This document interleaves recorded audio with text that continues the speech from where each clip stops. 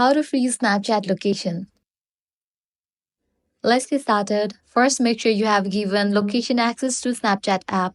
For that, launch settings, scroll all the way down, navigate to the option apps. From the list of the apps, find Snapchat. Now click on the option location. Check in for the option while using app or always. Once you do that, you can close this and launch your Snapchat app. Your camera will open up.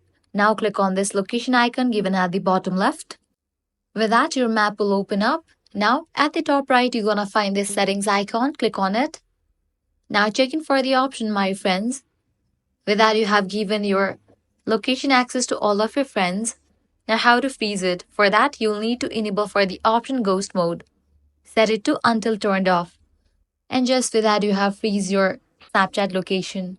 So that's all for this video. If this guide helped you out, don't forget to like, share, and subscribe. Thanks for watching.